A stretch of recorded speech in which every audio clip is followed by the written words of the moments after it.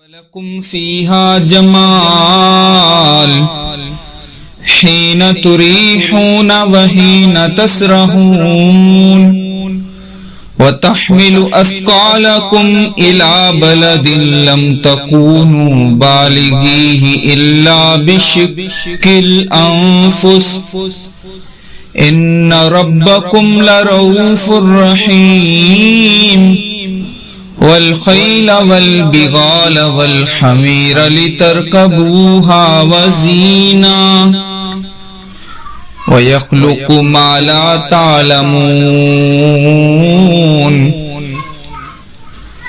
فرمایا ہم نے تمہارے لیے مویشی پیدا کیے ہیں،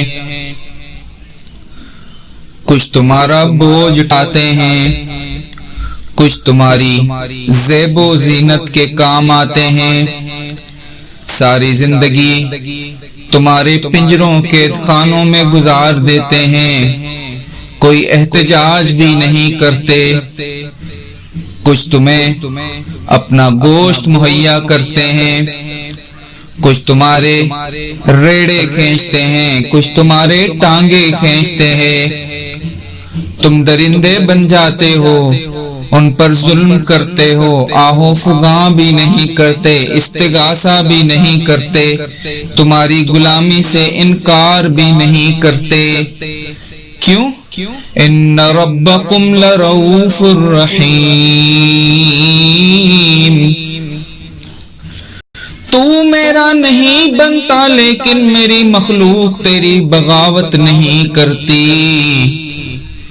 ہونا تو یہ چاہیے تھا نا کہ اہل نظر کہ اگر بندہ رب کی نہ مانے تو رب بھی اس کی نہ مانے، لیکن رب العالمین رؤوف الرحیم جو ہوئے۔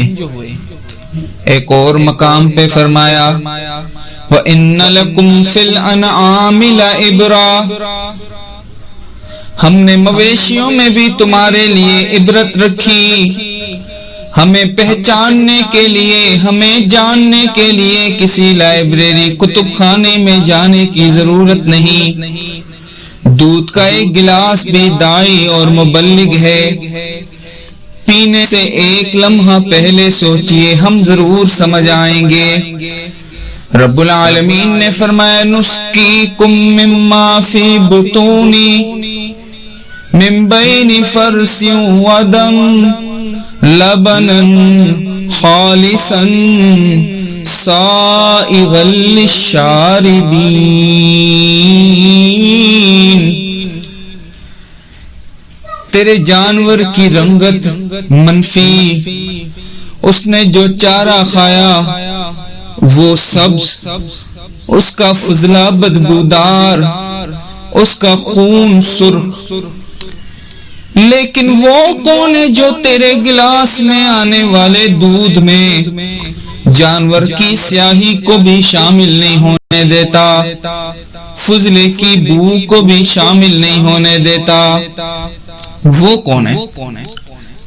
حالانکہ انہی پروسیس سے گزار کر اللہ تعالیٰ نے دودھ کو باہر نکالا ہے۔ رب العالمین نے فرمایا کتنے گندے راستوں سے نکال کر ہم نے تمہارے گلاس میں کتنی اچھی چیز ڈال دی ہے،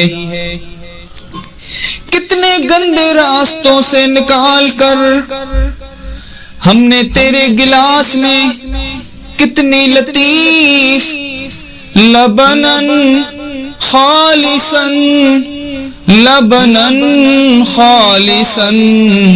سائغا للشاربین